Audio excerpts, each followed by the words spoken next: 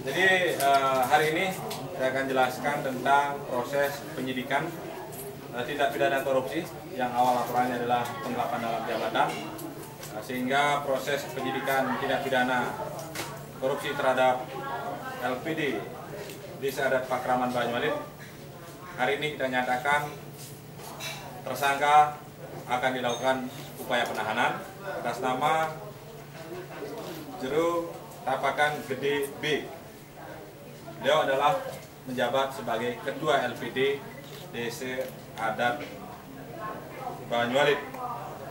Kaitannya dengan peristiwa atau rangkaian peristiwa pidana ini adalah sudah cukup panjang, kemudian disampaikan kita pihak kepolisian bulan Oktober 2012. Kita melakukan satu investigasi yang menjadi kendala utama adalah audit investigasi kaitannya dengan penghitungan kerugian negara, yang mana harus melakukan pemeriksaan terhadap seluruh pembukuan, seluruh neraca keuangan, sehingga setelah audit investigasi dari auditor kita dapatkan, baru kita memulai melakukan pendalaman terhadap proses penyidikan, yang mana pada hari ini tersangka kita sudah melakukan penahanan.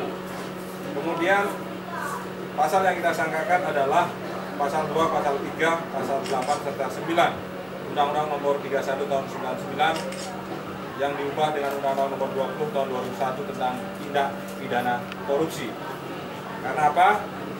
Sesuai dengan hasil penyelidikan di lapangan bahwa tersangka menyalahgunakan wewenang dan jabatan untuk menguntungkan diri sendiri atau orang lain dengan melawan hukum, sehingga mengalami kerugian LPD itu sendiri adalah 1.863.126.650 rupiah. Ini sesuai dengan hasil audit dari auditor. Berapa saksi Pak yang diperiksa? Saksi yang kita periksa jadi cukup banyak, hampir 35 orang saksi. Ya, kita spesifikasi mana saksi korban yang menaruh deposit, mana saksi karyawan, siapa bertanggung jawab, sehingga ini memerlukan kecermatan dalam proses penyidikan.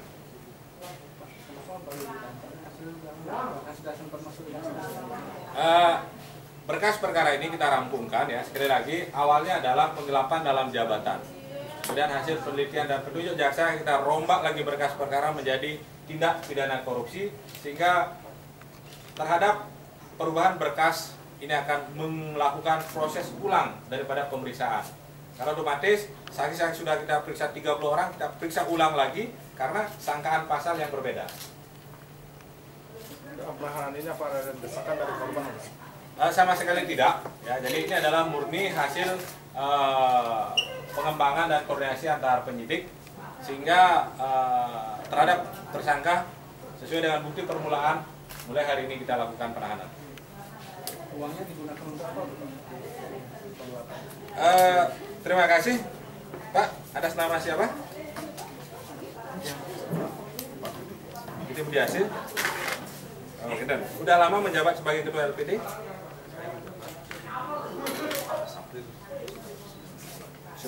sampai dengan 2011, cukup lama Pak ya. Kemudian dari Bapak menjabat sebagai Ketua LPD, apakah Bapak pernah menyalahgunakan wewenang dan jabatan ataupun kesalahan Bapak dalam manajemen sehingga terjadi kerugian yang begitu banyak? Sesuai dengan apa yang disampaikan oleh tim penyidik, kesalahan saya selaku pengurus LPD dalamnya Ketua LPD penyalahgunaan wewenang, di mana melanggar aturan. Yang pertama adalah mengeluarkan kredit tanpa jaminan. Yang kedua, beroperasional di luar keran bersih, karena LPD adalah milik di Sadat. Di sini di dalam peran saya selaku Ketua LPD, di dalam melaksanakan tugas ada bagian-bagian yang bertanggung jawab sesuai dengan struktur organisasi, sesuai dengan Perda 2008 adalah yang pertama Perumahan Desa di Sadat Banyualit yang menunjuk badan pengawas intern selaku badan pengawas untuk mengawasi operasional LPD. Yang kedua adalah pengurus LPD, yaitu ketua, tata usaha, dan kasir. Di dalamnya ada bagian-bagian seperti bagian kredit dan bagian tabungan. Nah, disinilah komponen inilah yang bertanggung jawab tentang maju mundurnya LPD. Dalam konteks kerugian yang dialami saat ini, yang dikategorikan korupsi, saya secara pribadi menyatakan bahwa kesalahan murni adalah yang pertama seperti apa yang tadi saya sampaikan, penyalahgunaan wewenang yaitu mengeluarkan kredit tanpa jaminan, yang kedua memberikan beroperasional di luar keramu desa adat Banyalit. Pak, nilai kredit tanpa agunan berapa nilainya, Pak? Sesuai dengan kesepakatan intern, karena secara tertulis tidak ada batasan-batasan yang diatur masalah pengeluaran kredit. Sesuai dengan kesepakatan intern dan sesuai dengan SOP bahwa kredit, artinya kan diketahui kredit tanpa agunan itu berapa nilai yang keluar? Sesuai dengan kebijakan intern bahwa kredit tanpa jaminan tetap mendapat persetujuan dari ketua LPD di dalamnya dan ketua badan pengawas yaitu klien desa adat Banyalit. Apakah dari rangkaian peristiwa Bapak ada sebagian atau sedikit menggunakan dana tersebut dengan menyalahgunakan wewenang dan jabatan atau daripada di luar mekanisme pengeluaran kredit? Dapat saya jelaskan bahwa di dalam saya menggunakan dana LPD dalam bentuk kredit, dapat saya jelaskan bahwa di sini daftar nama-nama kredit yang diberikan kepada saya di mana sudah sesuai dengan prosedur yang ada. Artinya mekanisme prosedur pengeluaran kredit sudah melalui prosedur yang sebenarnya, misalnya tahapan permohonan, realisasi dan pencairan kredit. Nah, ini yang sudah melalui proses mekanisme yang ada. Pak, dari boleh nggak? Ya, lanjut. Pak, apa Bapak merasa ada arus pegawai yang lain juga ikut seperti Bapak harusnya, Pak? Sesuai dengan data yang kami setorkan ke penyidik, di samping saya meminjam dalam bentuk kredit di LPD Banyalit, juga ada pengurus, karyawan, dan tokoh-tokoh masyarakat, baik di adat maupun di desa administrasi. Artinya data terlampir kredit-kredit yang ada di LPD Banyalit sudah saya setorkan kepada tim penyidik. Artinya Bapak tidak puas ditahan sendiri, ada yang lain harus ditahan juga gitu ya? Seperti tadi saya katakan bahwa dalam konteks pertanggungjawaban di dalam kerugian LPD, sesuai dengan struktur yang bertanggung jawab adalah Pak Rumah, di dalamnya ditunjuk adalah badan pengawas LPD. Yang kedua adalah pengurus LPD, yaitu ketua tata usaha, kasir, dan bagian-bagian yaitu bagian tabungan, bagian kredit. Itu yang bertanggung jawab.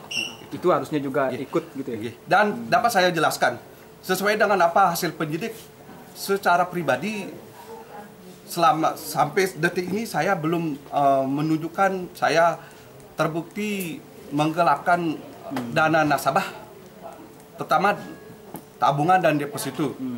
Nah, dalam konteks saya menggunakan dana LPD murni dalam bentuk kredit, itu yang saya dapat jelaskan, Pak. Nah, ini masih dalam proses, Pak. Terhadap kredit yang Bapak gunakan, apakah sudah mampu dikembalikan? Nah, sesuai dengan surat pernyataan yang saya tanda tangani yaitu 2,3 dan sesuai dengan hasil akuntansi publik Kagunarse 7 Februari 2012, di sana tercatat 1,8. Nah, kemarin sesuai dengan pernyataan saya meminta waktu sampai dari Juni 2011 sampai dengan Desember 2011. Tetapi apa yang terjadi?